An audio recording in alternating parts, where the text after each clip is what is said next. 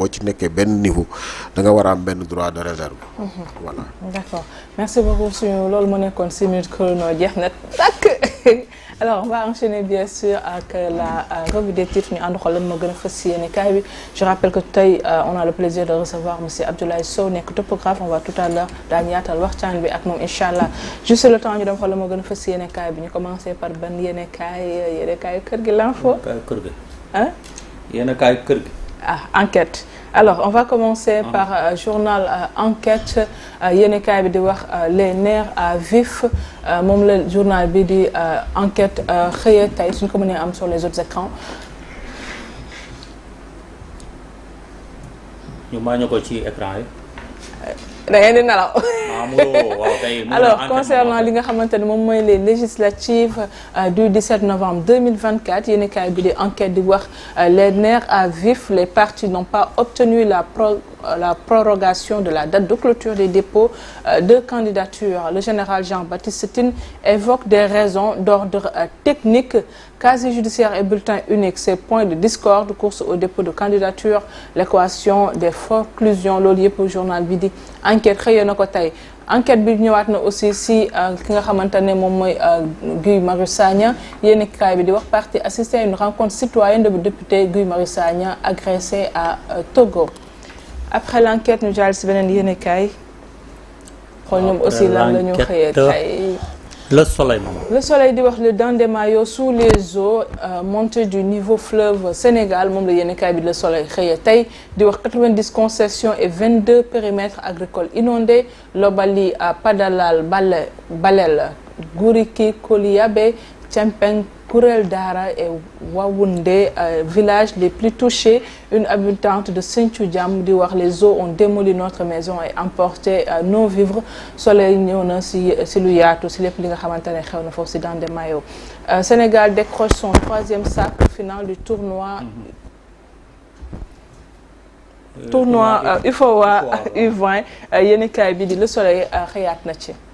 Après le soleil fuñ ca Mamadou. Après le soleil ñu dem Vox Populi. Vox Populi mi ngi xëyee di wax saignée financière les révélations de Fadilou Keïta DG de la CDC à mon arrivée il n'y avait pas plus de 300 millions de francs CFA moom Fadilou Keïta moo ko xamle di wax ces profils de haut vol qui indexent dans le banditisme financier. Ci Vox Populi ba tey Alioune Tine Essieux appelle les acteurs à la sérénité par rapport ak li nga xam ne moom mooy les élections législatives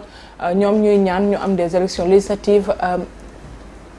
apaisé. Alors ci yéenekaay ba tey ñi ngi gis nga xam moom mooy Ousmane Sonko Amadou Ba Barthélémy Diaz yéenekaay Vox Populi di wax les têtes d'affiche législatives anticipées liste nationale Pastef jàmm ak njariñ sàmm sa kaddu yéenekaay bi ñëwaat na ci ñi nga xamante ne ñoom ñooy seen i tête de liste scrutin départemental plan Déthié Fall bis pour l'intercoalition takku wàllu sàmm sa kaddu et jàmm ak njariñ ci yéenekaay ba tey ñi ngi wax dégâts collatéraux des investitures à jàmm ak njariñ des démissions annoncées à l'AFP. Aïcha jaal si beneen yéenekaay. Aïcha mais moment liste yi am na bu tudd rond-point de. loolu nañ ci ñëwaat rond-point kay gis. L'observateur. L'observateur législative intercoalition de l'opposition les premières fissures le partage des sièges dans les départements de Dakar et au nord révolte le camp de Amadou Ba le malaise Diouf Sarr à l'APR et la vague de départ à l'AFP le point sur les listes déposées à la DGE xam nga depuis bi ñu gisee listes yi dépôt yi commencé on a vu pas mal de publications de certains membres de certains partis wala coalitions yoo xam ñoom dañuy annoncé que ne dañuy génn fa ñu nekk ndax d'accord si liñ defee liste yi les imaginaires les facteurs aggravants de l'immigration clandestine sociologues psychologues et spécialistes des questions migratoires wax nañ ci nga xamante ne moom mooy vague d'immigration yoo xam seetlu nañ ko mi ngi si yéenekaay bi l'observateur l'étonnant silence des accusés état des lieux mensonges falsification corruption piège à éviter tradition républicaine et coup politique le décryptage des spécialistes en communication lépp mën ngeen kaa lire ci yéenekaay bi di l'observateur Modulo Site c'est déjà au point lutte avec frappe yéenekaay bi di l'observateur dellu siwaat na ci après l'observateur Mamouro fan la ñu jëm le quotidien moom. le quotidien mi ngi xëyaate li nga xamante ne moom mooy les législatives anticipées di wax entre alliance retrouvailles recomposition schéma des coalitions loolu yëpp mi ngi ci page 9 li nga xam ne moom mooy le quotidien Doudou Wade Eco attaque Karim Wade car ils sont exclus du PDS ci benn note boo xamante ne gis nañ ko cherté de la vie yéen kaay bi le quotidien xëy na ci tey di wax le panier de la ménagère flambe ndax prix yi ñu ngi yokk bu baax ki nga xamante ne moom mooy Fadilou Keita nee nañ mi ngi soldé ay comptam mi ngi doon wax ci li nga xam mooy la gestion du précédent régime. du doon ci këram lañ ko dàq moom fekk la sa biir ko dàq la après le quotidien. est-ce que du woon location tamit. record Maman Faye.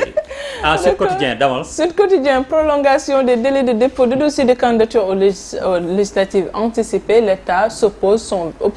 appose son veto xam nga ñenn ñi nekk ci opposition dañ doon demander à ce que ñu pousse li nga xamante ne moom mooy date limite des dépôts de dossier mais État bi nangu ko. alors ci yéen kaay ba tey foncier de l'aéroport Léopold Sédar Senghor affaire de 94 milliards Fadilou Keita réactive les dossiers mi ngi ci yéen kaay bi di Sud Quotidien journée de nettoiement à la plage de Thiaroye-sur-Mer Nestlé Sénégal et ses partenaires unissent leurs forces pour un environnement sain. Après Sud Quotidien source à Maman Faye. Source à péché à commettre la xëyee di wax pour le retrait des membres de la coalition Diomaye président du groupe WhatsApp par Aïda Mbodj. Premier motif d'exclusion des chefs de partis de mouvement mettre dans le groupe WhatsApp de la coalition des attaques de l'opposition contre le premier ministre Ousmane Sonko nee nañ péché yi nga xamante ne mën naa tax ñu génne la sa groupe bi la bokk Aïda Mbodj supprime d'abord le ou les messages et quand le ou les auteurs des messages remettent ça la Lionne du Baol les vire tout bonnement en tout cas yéenekaay bi dellusi na ci yenn yi nga xamante ne mooy tax ñuy exclure ñenn ñi ci groupe WhatsApp bu Diomaye président Ousmane Sonko Amadou Ba Macky ou Karim et probablement Barth tête de liste de leur coalition respective lors des élections législatives yéenekaay bi di wax ça va saigner grave. déet waay te moo bañ a saigner waaye moom moo fay saigner baaxul de. alors da la wax. Les Échos mi ngi xëyee ki nga xamante ne moom mooy Guy Marius Sagna yéenekaay bi di wax Guy Marius Sagna sérieusement malmené des gros bras l'ont blessé à la tête et au bras ils sont supposés être proches du pouvoir yéenekaay bi moom moo ko wax ci la nga xamante ne xewoon na fële ca Togo moom Guy Marius demoon soutenir les opposants liste Takku Wallu Macky Sall et Karim Wade pressentis sur la liste nationale pour réguler. Après près d'une semaine hors du pays, Cheikh Diba de retour à Dakar, tout le monde attend sa sortie mi ngi ci page 2 bu Les Échos. Takku Wallu Jàmm ak Njariñ Sàmm Sa Kàddu se donnent la main les trois grandes coalitions de l'opposition créent une coalition triple XL moom la yéenekaay bi di Les Échos xëyee tey. Après Les Échos Tribune Sport ñëw ci. le départ de Aliou Cissé da la wax banc de l'équipe nationale sport de loolu la wax caporal di wax Pape Thiaw Omar Taf et Habib Beye pour la succession. loolu daal ay kii la rek nu mu tudd yoo xamante ne mu ngi noonu daal. Pape Thiaw Omar Taf ak ki nga xam ne mooy Habib Beye. waaw pour la succession yàlla baax na ma de boo ko doon jox ma xam naa ma Habib Beye laa ko jox de. alors yéenekaay bi waaw wax na si li nga xamante ne moom mooy combat Modou Lo ak Siteu yéenekaay bi xëy na ko tey. alors record ñëw ci tournoi UFOA bi Maman Faye. U20 bi. Sierra Leone Sénégal 2-0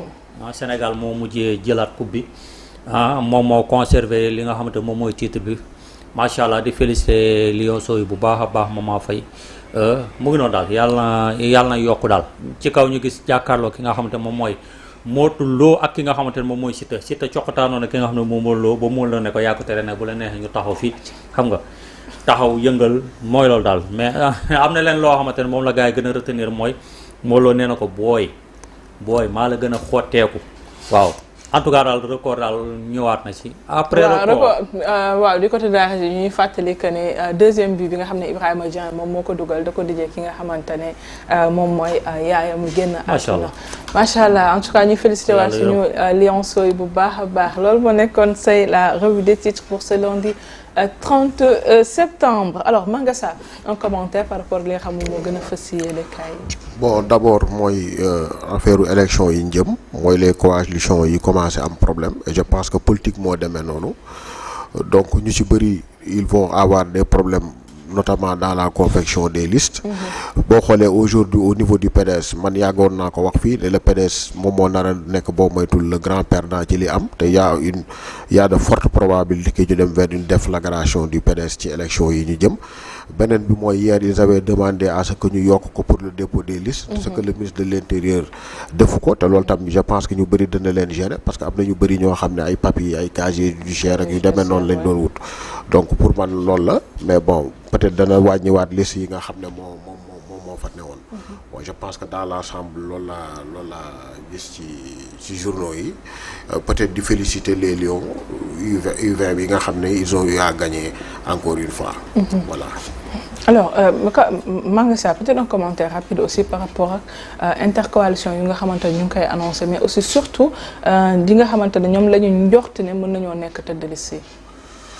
waaw xam nga fi mu toll nii politique bi ay combinaison fi mu toll nii ay négociation ay combinaison mooy am donc mais probablement du ñàkk da nga am ay coalition yu mag danañ dem vers ay intercoalition man nag intercoalition man je pense que yàgg naa wax ne man loolu gëwuma ko. c'est une fraude à la kii parce que ñaar ñu war a def à la concurrence ñu war a def concurrence ba pare def lu mel noonu man gëwuma ko au fond bon peut-être suñ ko bàyyee c'est peut-être la loi la moo ko permettre. bon ce qui est sûr et certain moom beaucoup de partis vont se fissurer. beaucoup de partis y aura des départs parce que am na ñoo xam ne bu ñu leen dugalul ci liste yi dañuy dem même le parti au pouvoir ci boppam sax bon peut-être que moom mooy moins grave mais coow dana fa am parce que je sais que aujourd'hui pour ay département wala yenn zones yi y a une multitude de candidatures à la candidature donc loolu yëpp pour gérer ko ça va être ay problèmes yu rëy la mais de toute façon